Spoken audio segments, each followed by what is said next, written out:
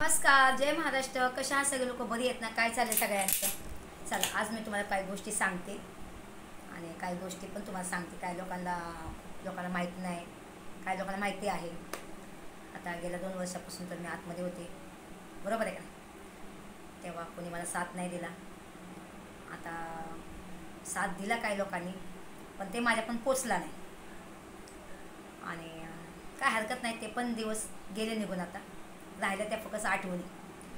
आपली तर बेल केली एका वकिलाने, दुसऱ्या वकिलाने मदत केली, बरोबर आहे का नाही? तर मला एकच म्हणायचं आहे, जो आपल्याला बुरावता साथ देतो तो खरा मित्र असतो, बरोबर आहे का नाही?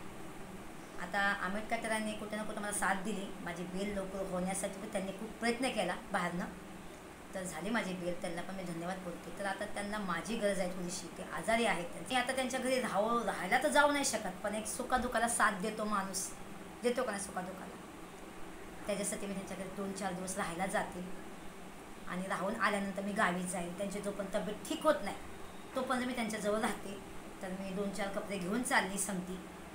आणि मी काल आलेले, पण मी आज परत चालले, कारण की त्यांची तब्येत डाऊन आहे. आणि ते 11 वाजल्या. मी त्यांना मेसेज केला होता की तुम्ही जेवला का म्हणून. तर सर बोलले की मी नाही जेवलो.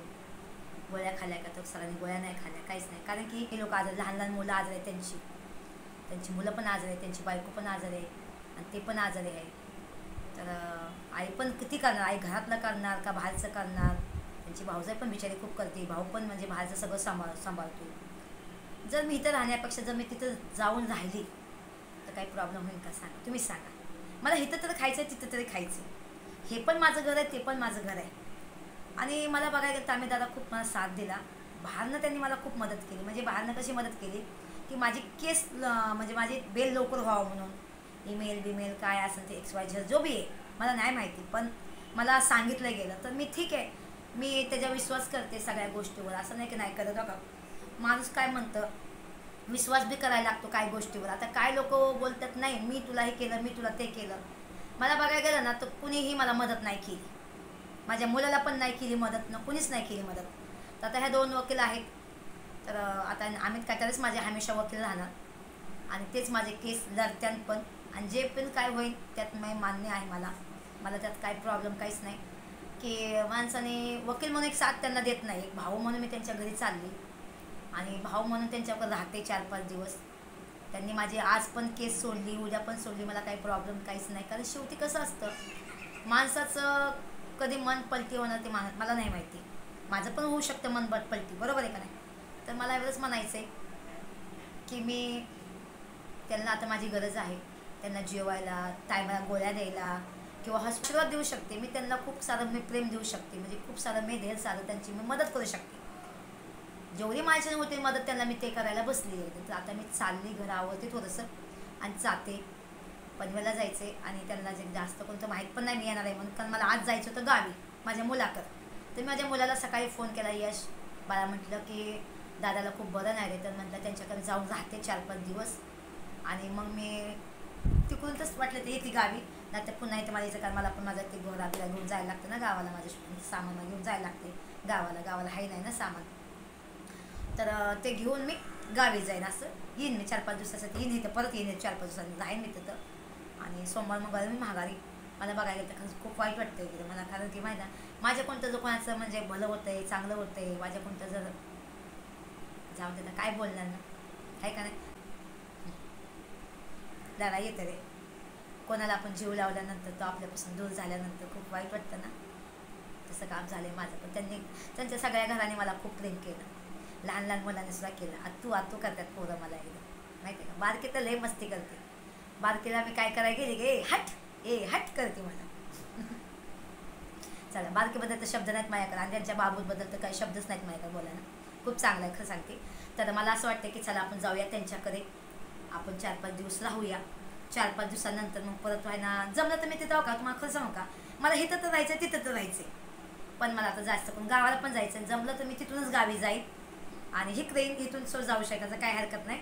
काल दादाचं कोर्ट होतं हायकोर्टला, तर त्यांनी एवढं त्यांना बरं नसताना सो त्यांनी तारीख अटेम्प्ट केली.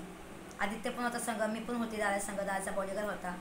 तर दादा सांगते मला बघता मला चक्कर यायला लागली ती. म्हणजे मला म्हणजे हे नाही झालं एकदम. तर ठीक आहे, माझी पण तब्येत ठीक आहे आता सध्या. तर दादा बोलतो की माझ्या स्वार्थासाठी तुला मी माझ्या घरी नाही बोलू शकत.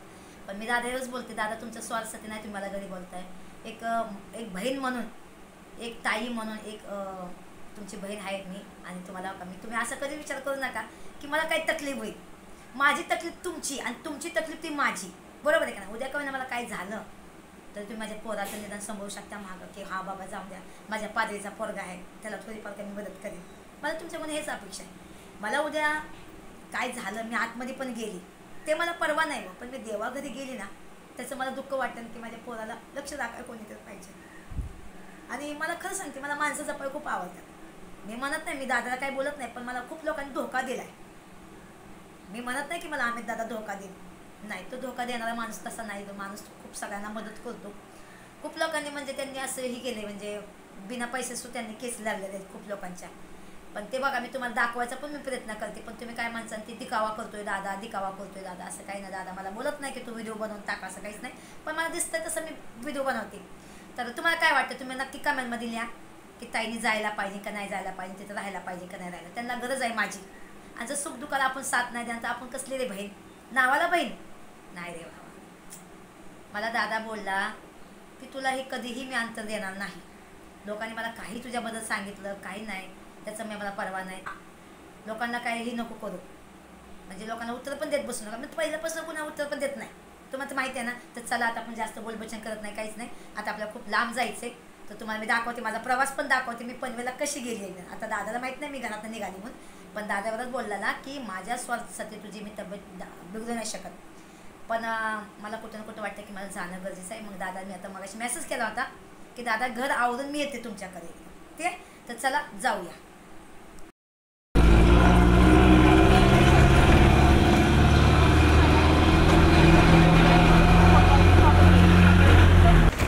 दादा बोलला होता ओला करून ये म्हणून, पण मी नाही करूया ओलांडलो. तर ट्रेनने जाईन ना मस्तपैकी एकदम. तर आता इथे बस स्टॉपवर उतरली, तर बसनी उतरली.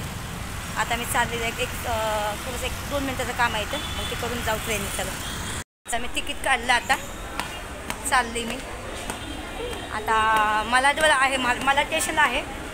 बघू आता इथून मला पनवेलची गाडी किती वाजता आहे, गोरेगावहून आहे. तर मला माहीत नाही किती वाजताच आहे किती वाजताच नाही, पण मी आज ना गाडी बदली करून जाते एकदम, ठीक आहे. चला बांद्रा स्टेशन आहे, बांद्रा. आता बांद्र्यावर मला वडाळा पकडायची, वडाळा नाही एकदम पनवेल पकडायची, ठीक आहे. चला मी बांद्र्यावरून आली आणि आता इथं पनवेल लागली बघा, आता इथं त्या साईडला, ठीक आहे. तर पनवेलला गेल्यानंतर दादाला फोन करते, मग आधी ते न्यायला येईन एकदम, ठीक आहे. चला खूप गर्दी आहे माहिती आहे का, खूप गर्दी. मी आहे ना, मला मी बांद्र्याला उतरली, बांद्र्यावरून मी इथं वडाळा उतरली, वडाळ्यावरून ह्याला कुठं पनवेलला, ठीक आहे. तर तुम्हाला दाखवते बघा किती गर्दी आहे. पण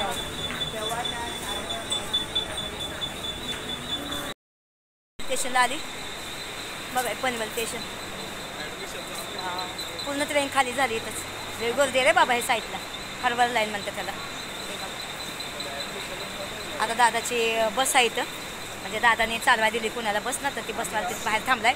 त्यांच्या संग मी जाईन एकदम घरी. आणि मी दादा खोटा मेसेज केला की दादा मी नाही येत म्हणून, मी घरी चालली असं त्यांना खोटा मेसेज केला आहे. पण नंतर असं वाटलं की नको टेन्शन द्यायला, मग नंतर मी परत म्हणलं की नाही मी आली म्हणलं. कारण कसं आहे माहिती आहे का, माणसाचं एक आश लागते ना, येते मला भेटायला, मला हे करायला. आणि खरंच मी 4 दिवस राहीन इथं दादाजवळ, आणि त्याच्यानंतर मी पण जाईन. कारण मला पण इथं राहून जमणार नाही, मला पण मुलं बाळ आहेत ना, मला पण घर परिवार आहे, मला पण बघायला लागते माझं. आता कुठं सुखादुखाला माणूस साथ देते. आता बरं नाही म्हणून आली मला, बाकी माझं काय नाही एकदम. माझा कसलाही हेतू नाही, माझा कसलाही दादाकडे यायचा आणि हे करायचा ते कसला हेतू नाही. आणि माझ्या मनामध्ये असलं कसलं पापडीप तसलं काहीच नाही. एकदम खऱ्या मनाने आली. आणि बरं नाही त्या लोकांना, सगळं त्यांचं घरदार आजार आहे, तर जाऊन दे त्यांना, माझ्यापासून मदत होत असेल तर होऊन दे. आणि तसं पण दादा मला खूप मदत करतो रे माहिती आहे का, बिचारा एकदम खूप साथ दिली मला दादाने. तर मी पण त्यांना साथ देते. का हे जिंदगीचा वसूलच असतो, जो आपल्यासाठी करतो आपण त्याच्यासाठी करायचं एकदम, बरोबर आहे का नाही. ह्या जगात कोणच नसतं, पण टिकवाय नाती आपल्या हातामध्ये असतात एकदम, आहे का नाही. चला आता मी उतरते, ठीक आहे. चला हे दादाचं घर आलं बघा. आता पोचले मी घरात. आता दादा आपण सरप्राईज देऊया, ठीक आहे. चला बाय बाय, टेक केअर. हे बघा